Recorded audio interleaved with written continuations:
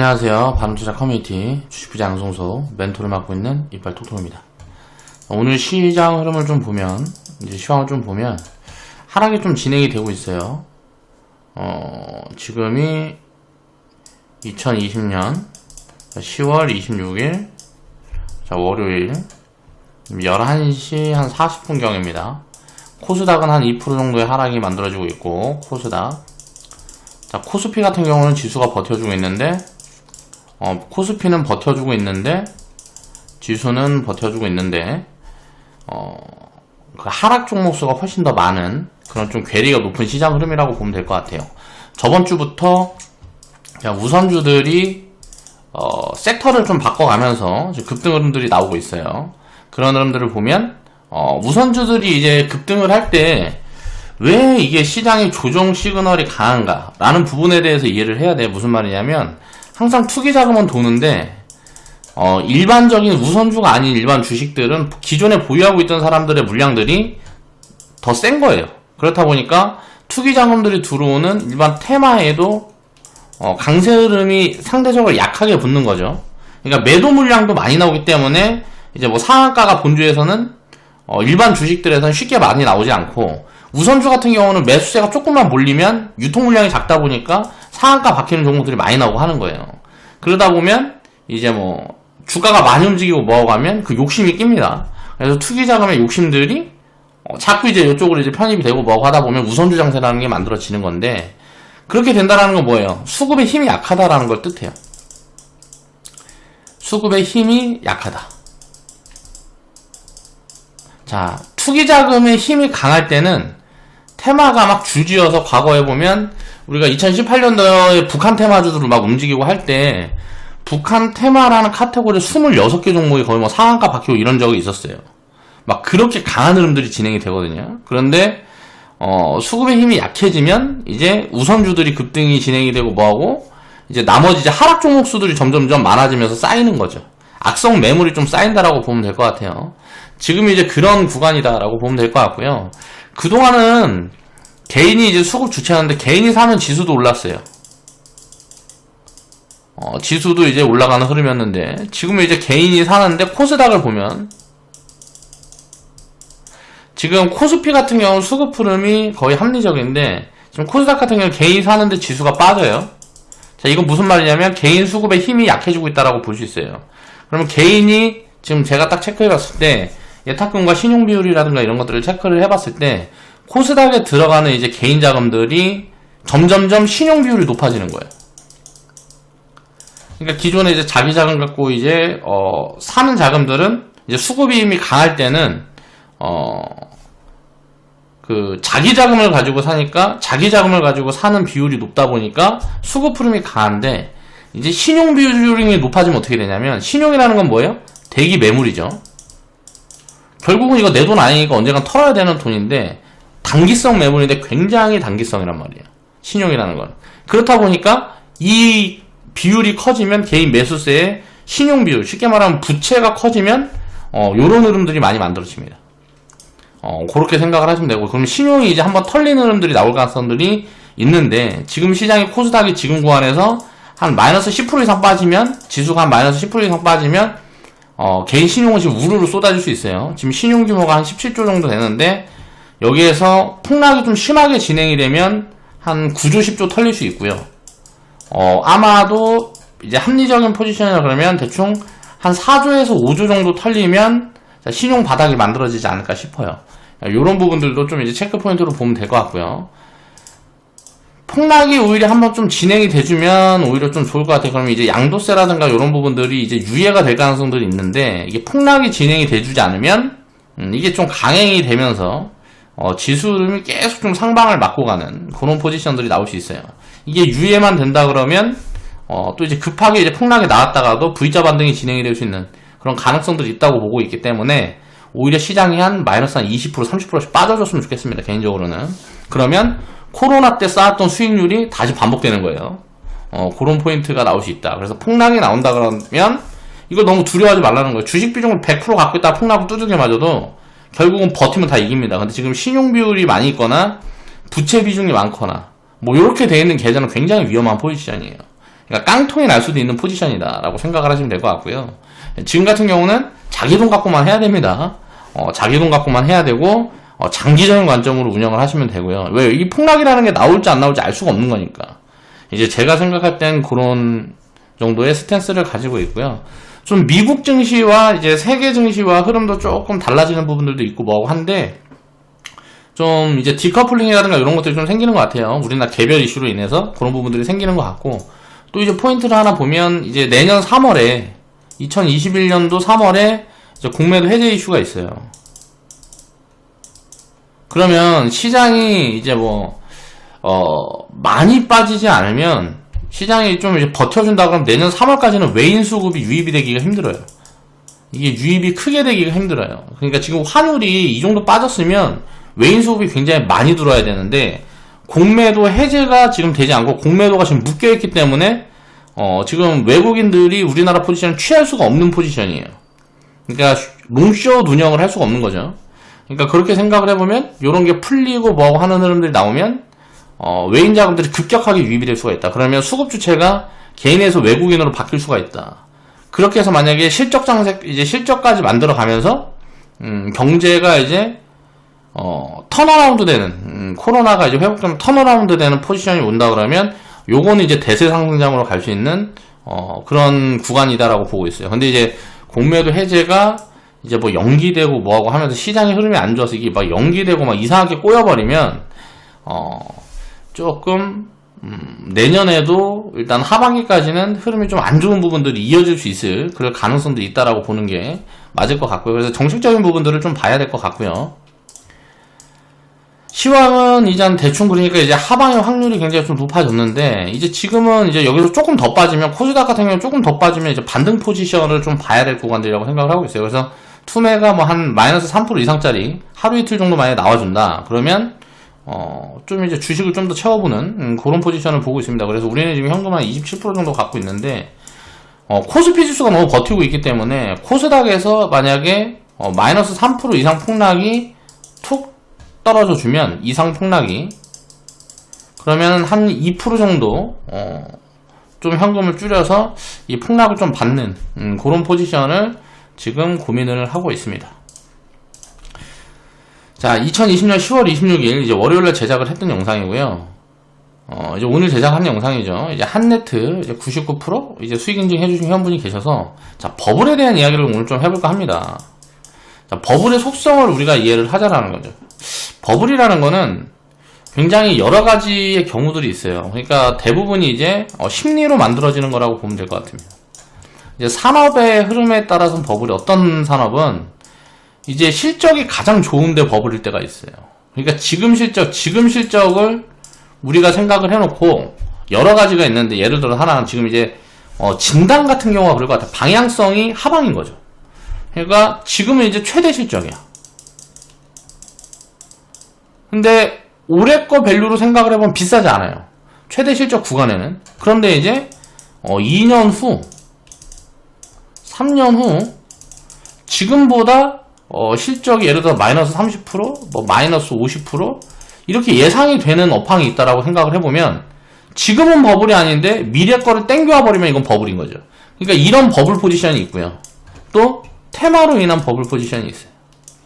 기업이 예를 들어서 무슨 뭐 한 30% 성장하는데 주가가 300% 가버리는 거예요. 그러면 기업이 성장하는 것과 주가와의 괴리가 커지는 거죠. 이 괴리가 확대되면서 버블이 만들어지는 경우가 있어요. 또 다른 경우는 뭐냐면 묻지마 버블이 있어요. 묻지마 버블이. 뭐 정치 테마라든가 뭐 지금 이제 뭐 한네트라든가 이 키오스크 관련된 기업들도 제가 봤을 때는 묻지마 버블이라고 생각을 해요. 디지털 화폐. 자, 뭐 요런 부분들로 인한 이제 뭐 버블이 있어요. 그래서 그런 것들을 이제 우리가 생각을 하면서 합리적인 포지션을 계속 잡아가려는 노력을 하는 거죠. 자, 이런 산업의 이제 흐름에 따른 버블. 그러니까 초호황이 진행이 됐을 때 당연히 실적은 지금 잘 나오는데 지금 걸 반영을 하는 게 아니고 주가는 항상 미래 가치를 반영을 하고 간단 말이에요. 그러면 이런 거는 이제 미래의 이제 방향성이 이익이 안 좋아지는 포지션들이 나온다 그러면 다운사이드가 잡히면 잡힐수록 하락폭이 굉장히 커질 수 있는 거죠. 그러니까 이런 것들은 보면 안 돼요. 그래서 이제 지금 이제 뭐 코로나 테마 중에 뭐 진단 테마 쪽이라든가 이런 쪽들은 제가 스탠스도 굉장히 안 좋게 갖고 있는 거고요. 또 상승을 하는데 주가가 너무 세게 올라가는 거죠.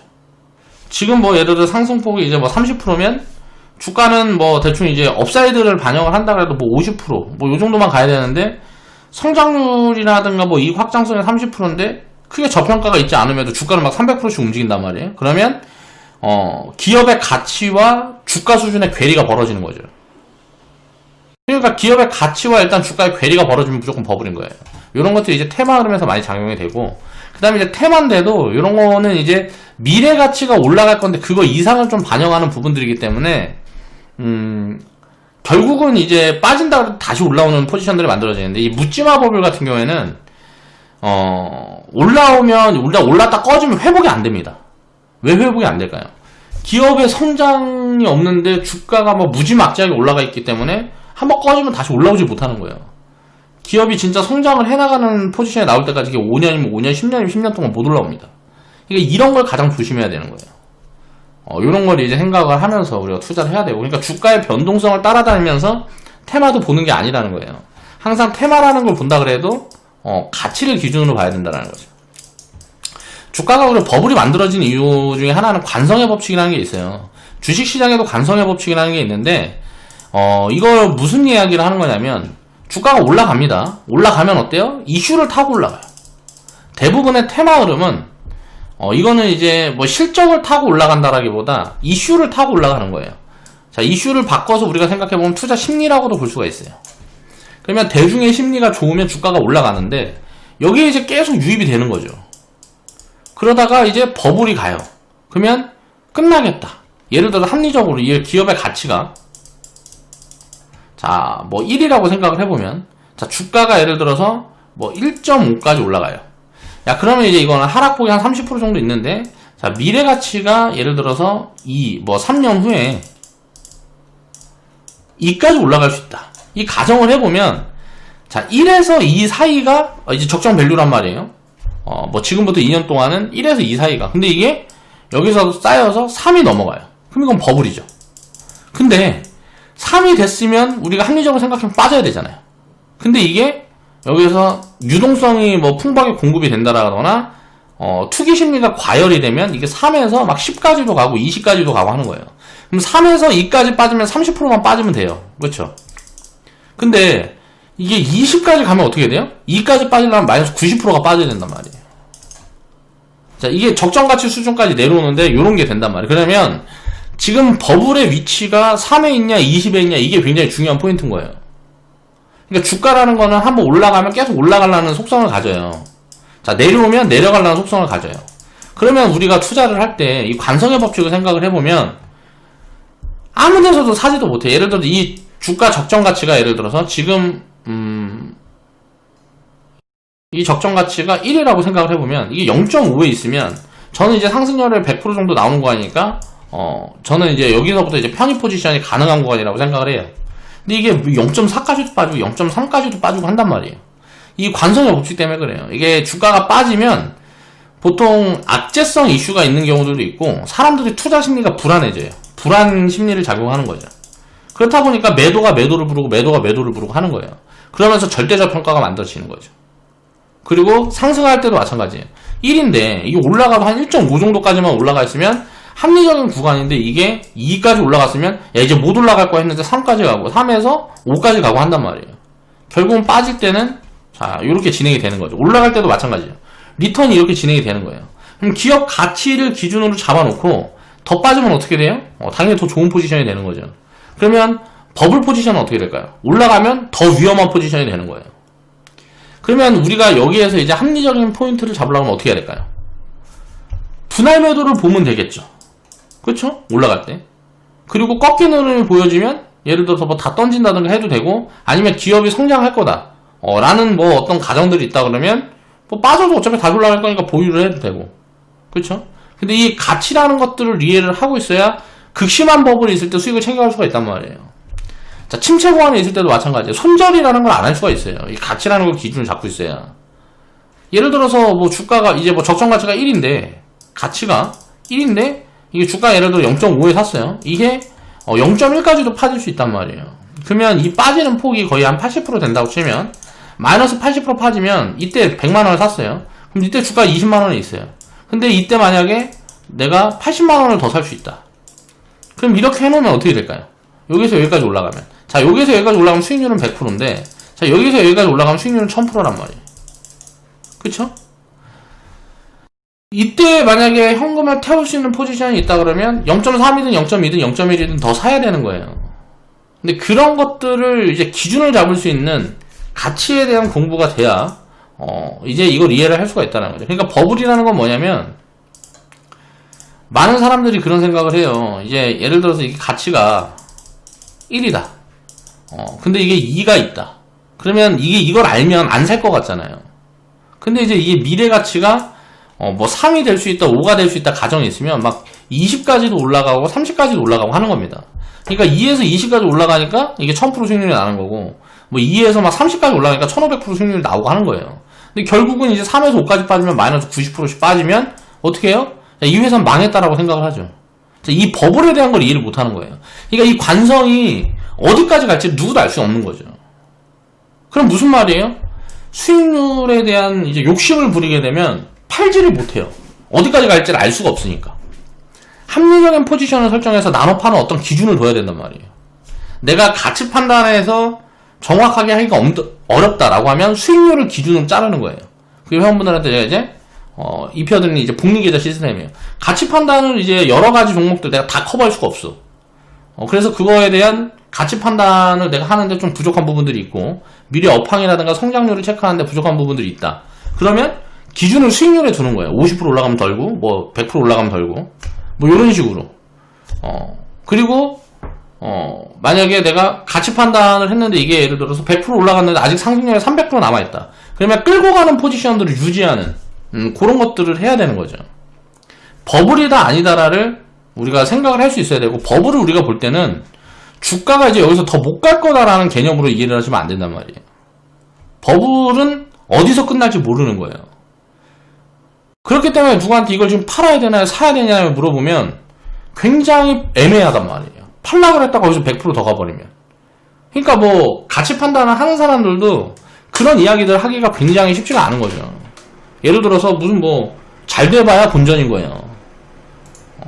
그런 뭐 이야기 했다가 무슨 뭐 내 이야기와 반대로 움직이게 되면 나쁜 놈 소리 듣고 하는데 뭐 하려고 이야기를 해주냐고. 스스로 이제 이런 걸 이해를 해야 된다는 거죠. 그러니까 이 관성의 법칙이라는 게 예를 들어서 욕심이 늘어나는 거죠. 버블이 생기면 욕심이라는 게 더 낍니다. 야, 오늘 보니까 상한가 바뀌고, 내일 보니까 상한가 바뀌고, 또 보니까 상한가 바뀌고, 조정이 마이너스 30% 들어왔다 또 상한가 들어가네? 이걸 구경하면은 야, 이거 계속 갈 거야 라는 생각이 들어요. 이제 경험이 잘한 사람들은. 그러다 보면 어느 순간 지켜보다가 굉장히 비싼 구간에 이제 따라잡는단 말이야. 또 상한가 가겠지 하고. 가치 판단을 하는 사람들도 이런 오류를 자꾸 범한단 말이에요. 그러다 이제 꼭지 한번 물어보면 이제 본전 생각이 이제 팔지도 못하고 이러지도 못하고 하다가 마이너스 한 90% 빠지고서 여기서 한 3년에서 5년 놀아버리면 마이너스 90% 손절하면서 깡통 나는 거예요. 이런 경우들이 굉장히 많아요. 주식 투자를 할 때. 그래서 버블의 속성이라는 걸 이해를 하면 버블 구간에 여기서 주가가 얼마가 더 가든지 간에 신규 포지션은 취할 수 없습니다. 그런 것들을 이해를 해야 되는 거예요. 자, 제로드님이 이제 수익 인증을 해주셨고요. 감사합니다. 이제 축하드리고요. 자, 한네트라는 기업의 이제 100% 이제 절반 매도 이제 뭐 수익 인증 해주셨어요. 이제 99.62% 이제 수익률이 찍혀 있고요. 사실 99.62%지만 100%라고 생각하고 매도했습니다. 자, 잘하면 100% 맞출 수도 있었는데 대응이 좀 안 됐네요. 수익 감사합니다. 라고 코멘트를 달아주셨어요. 요 부분에 대한 이야기를 좀 해볼까 합니다. KCT를 제가 이제 수익 인증 영상에서 한번 올려드린 적이 있었는데 여기 구간인가 그런 걸로 기억을 해요. 여기 어디 구간에서 수익 인증 해주시는 회원분이 계셨던 것 같아요. 한 4,000원 구간에서. 주가는 결국은 뭐 이제 8,000원, 9,000원까지 갔는데 이때 제가 이야기한 게 지금 비싸다. 그리고 버블 같다라는 이야기를 했습니다. 근데 주가는 여기까지 올라갔어요. 자, 기업 가치를 보면 제가 이제 키오스크 관련 기업들을 추천을 드렸을 때 요 4개 정도를 추천을 드렸어요. 요 빨간 포지션이 있는데 빨간 동그라미 있는 포지션에서 이제 추천을 드렸었는데 이때 추천을 드렸을 때 왜 추천했을까? 라는 부분들을 이제 회원분들한테 말씀드렸던 부분들을 보면 요즘 보면은 그 뭐야, 식당이나 뭐 이런 데 가면, 식당이든 뭐 체인점이든 이런 데 가면 전부 다 키오스크 기계들이 하나씩 써있다. 키오스크 기계가. 그러면 이런 것들이 늘어나는 폭들이 보여지는데, 그럼 키오스크에 관련된 기업들은 이게 업사이드가 크게 나올 가능성들이 보인다, 숫자가 크게 찍힐 가능성들이 보인다, 라는 코멘트들을 드리면서 이제 추천을 드렸었던 거예요, 이런 포지션을. 근데 그리고 그 당시에 밸류 부담도 없는 자리였어요. 지금은 너무 비쌉니다. 이 당시에는 이제 밸류 부담이 없는 자리였기 때문에 그 정도 그냥 그때 벌던 이익들만 어느 정도 유지해 간다고 해도 뭐 리스크가 있는 포지션이 아니었다는 거죠. 그런데 이제 실적을 딱 까보니까 1년, 2년 있다가 이제 실적을 까보니까 요때 이제 수익 인증 해주신 그 구간에 이제 실적을 까보니까 숫자가 늘어나는 게 없는 거예요. 그러니까 이익을 내는 부분들이 없는 거죠. 그러니까 매출이라도 늘어나야 되는데, 그러면 이거는 이제 많이 깔리고 있는데, 거의 뭐 이제 다 깔린 거 아닌가 싶은데, 자영업 하는 뭐 그런 가게라든가 요즘 보면 없는 데가 거의 없어요. 확장성이 줄어드는데 경쟁이 굉장히 심하다라는 거죠. 이익이 큰 폭으로 늘어나야 되는데 늘어나지 못한다라는 거는 이쪽 업계의 경쟁이 굉장히 심하다, 그런 이야기들을 제가 했단 말이에요. 그러면 지금 이거는 이제 버블 포지션인 것 같으니까 이제 신규 편입하기도 굉장히 어렵고, 가진 분들은 이제 뭐 당연히 이제 버블 구간들이 있을 수 있으니까 그런 구간들의 보유 포지션은 있을 수 있는데, 일괄매도 포지션도 이제 합리적이다 라는 코멘트들을 드렸어요. 저라면 뭐 치우겠다 라는 코멘트들을 드렸었죠. 자, 그런데 이제 보면 지금은 이제 왜 버블이라고 그럴까요? 방금 이야기했던 거예요.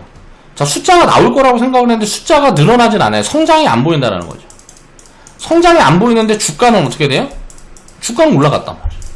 그럼 성장은 안 보이는데 주가는 올라갔으면, 자, 2,000원, 예를 들어서 이때 당시 시가총액 100억이라고 칩시다.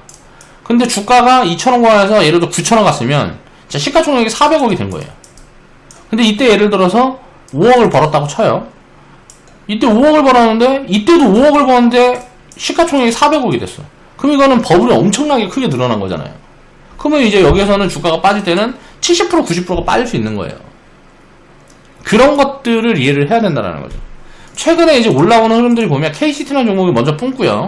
자, 얘가 조정이 들어올 때 이제 후발주 개념으로 한네트, KCS, 뭐 로지시스 얘네들이 지금 올라오고 있는데, 자, 이게 디지털 화폐라는 테마가 붙었어요. 근데 디지털 화폐 테마가 붙었는데 제가 생각했을 때는 거의 작전 개념인 것 같아요. 디지털 화폐가 예를 들어서 테마가 붙으면 왜 얘네가 움직이는지 모르겠어요. 키오스크 관련된 기업들이 뭐가 관련되어 있는지 모르겠는 거예요. 오히려 이쪽이면 보안이라든가 이쪽 관련들이 훨씬 관련성이 높거든요, 제가 생각했을 때는. 그러면 이 연계성을 내가 만약에 모르는 무언가가 있을 수도 있지만 연결고리를 찾지 못하는데 주가가 오른다, 이거는 뭐 그냥 뭐 불 보듯 이제 뭐 버블이 뻔한 거죠. 그러면 이런 버블들이 입혀졌다 그러면 적정 밸류 구간까지 내려오겠죠. 자, 그럼 9,000원에서 2,000원까지 내려오면 얼마예요? 뭐 이런 것들이 이제 보여지는 거예요. 한네트라는 종목이 뭐 예를 들어 뭐 3,000원까지 내려오면 8,000원에서 3,000원까지 내려오면 한 70%. 자, 이 종목들은 이제 한 70% 이상 빠질 가능성이 높겠구나 라는 것들을 우리가 체크를 해볼 수가 있는 거죠. 이게 만약 숫자가 늘어나고 추정치가 늘어나면서 미래 실적이 늘어날 거라는 가정하에 주가가 올라갔다 그러면 이거는 이제 합리적인 포지션이라고도 볼 수가 있어요. 이 턴어라운드 폭이 굉장히 크다라 그러면. 근데 실질적으로 그런 부분들이 산업 흐름들이 보여지지 않고 읽혀지지 않는데, 물론 내가 모르는 걸 수도 있습니다. 근데 그런 것들이 이렇게 주가만 이렇게 움직인다 그러면 요거는 버블 포지션이라고 볼 수가 있는 거죠. 이런 거를 좀 이해를 할 수 있어야 된다는 거예요. 그래서 버블의 속성을 이해를 하면, 자, 버블이라 그래갖고 주가가 못 오르는 건 아니에요. 그러면 버블은 어떤 포지션일까요? 가진 자의 영역이에요. 자, 이거를 분할 매도를 할 거냐. 자, 매도 관점은 무조건 매도 관점이죠. 자, 일괄 매도를 할 거냐. 전체를 다 팔고 다른 기업을 살 거냐. 아니면 분할 매도 포지션을 보면서 버블을 끝까지 취해갈 거냐. 여기에 대한 건 이제 선택적인 부분이죠, 가진 사람들은. 근데 포지션이 다르다는 거 아니에요. 신규는 어때요? 주가가 더 올라갈 것 같다 그래도 편입이 안 되는 포지션이에요. 이거를 분명하게 해야 돼요. 보통 이제 주가가 많이 올라가고 이슈가 막 붙어있는 쪽들은 대부분 버블이 껴있는 확률이 굉장히 높습니다. 이슈가 무언가 불거진 쪽 섹터라든가 뭐 테마라든가 이런 데는 버블이 입혀질 가능성이 굉장히 높아요. 그러면 가치 판단이라는 걸 정확하게 해갖고 들어가야 된다는 거죠. 그게 안 되면 내가 모르겠다라든가 안 되면 편입을 하면 안 돼요. 이 관성의 법칙이라는 것 때문에 이제 상승도 계속 추가적으로 키우면서 버블이 확장되는 포지션이 오는 거고요. 자, 저평가도 마찬가지로 확대되는 포지션이 오는 거예요. 자, 이 관성의 법칙이 심리적인 부분 때문에 이제 주가로 연결이 되는 거예요. 하락이 나오면 더 커지고 더 커지고, 그래서 뭐 추세 매매라 그래가지고 올라가는 걸 따라잡아라 라는 이야기들도 굉장히 많이 나오고 뭐고 하는 게 이런 관성의 법칙에 대한 이야기예요. 근데 그거는 굉장히 단기적인 포지션이라는 거죠. 저렴한 걸 사서 오래 보유를 하게 되면, 자, 저평가 종목이 이렇게 저평가 확대가 되다가 이게 버블 구간까지 들어서는 이 사이의 상승폭이 가장 크겠죠. 중간에 올라타서 여기 상승폭은 어디에요? 언젠가 꺼질 건데, 중간에 올라타면 언제 어떻게 돼요? 중간에 이제 올라타면 이 꺼지는 흐름은 어떻게 돼요? 어디서 꺼질지를 모르니까 어디에서 팔아야 되는지가 계속 불안한 거예요. 그러면 이렇게 저평가가 확대되는 종목들은 어떻게 돼요? 추가 매수를 하면서 버텨서 수익으로 마무리되는 이 경험들을 쌓아나가게 되면 이게 굉장히 합리적인 포지션인 거예요. 그런 것들을 이해를 하기 위해서 우리는 자, 버블과 침체 그리고 관성의 법칙이라는 이런 이론들을 어느 정도 이해를 해야 되는 거죠. 그러니까 버블의 속성은 간단해요. 욕심. 인간의 욕심이죠. 자, 그리고 인간의 심리. 자, 욕심을 심리로 이제 바꿔서 놓으면 이건 뭐라 그래요? 투자 심리가 투자 심리 뭐 센티멘탈이 좋다.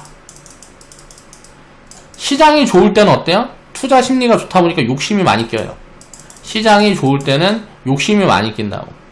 자, 그러면 시장 밸류라는 거를 체크를 해서, 자, 시장은 비싸지만 저평가인 섹터들이 있는 거고, 시장은 비싼데 고평가가 확대된 섹터들이 있는 거죠. 주도 섹터가 가장 위험한 거예요. 사람들이 주도 섹터라는 걸 알게 됐을 때는 올라타는 포지션이에요. 주도 섹터라는 걸 알게 될 쯤 되면 이미 바닥에서 주가는 굉장히 많이 올라와 있는 구간입니다. 그리고 어떤 이슈들을 많이 붙여서 주도 섹터라는 이름 안에 비싸게 분양을 하는 거예요. 일반 개인 투자자들한테. 그래서 개인 투자자들은 항상 꼭지에 잡는 거예요. 그래서 뉴스를 반대로 해석해야 되는 이유가 이런 거예요. 대중의 시선이 머무르면 버블에 진입해 있을 가능성이 높아요. 근데 그 대중은 가치 판단을 하지 못해요. 그리고 관심도 없어요. 주가가 올라가고 내려가고의 변동성에만 관심이 있어요. 주식 투자를 해서 성공을 하려면 이걸 틀어야 됩니다. 이런 방향성을 틀어야 돼요. 그래야 장기적인 성공을 해나갈 수가 있어요. 자, 그런 부분들을 항상 생각을 하면서 투자를 했으면 좋겠다 라고 생각을 해서 이런 영상을 한번 준비를 해봤어요. 그러니까 버블 포지션 중에도 이 키오스크라는 이쪽 산업은 굉장히 저는 이제 모르겠어요. 이 산업은 이제 장기적으로 성장을 해나갈 것 같은데, 어떻게 보면 무인기기라고 볼 수가 있으니까 성장을 해나갈 것 같긴 한데, 관련해 이제 기업들이 들어가 있는 기업들이 굉장히 많은 거죠. 그래서 진입 장벽이 그렇게 높지 않은 사업 구조인 것 같아요. 그래서 이쪽 관련된 기업들은 지금 굉장히 좀 위험한 포지션이다. 신규 편입 포지션을 보기에는 이제 그렇게 생각하는 게 맞을 것 같고요. 가지고 계신 분들은 자, 분할 매도 포지션을 보든지, 자, 교체 포지션을 보든지 이런 것들은 이제 선택하에 스스로 하시면 될 것 같고, 자, 그렇게 보는 게 합리적이지 않나 라고 개인적으로는 생각을 하고 있습니다. 자, 오늘 방송 마무리 할게요.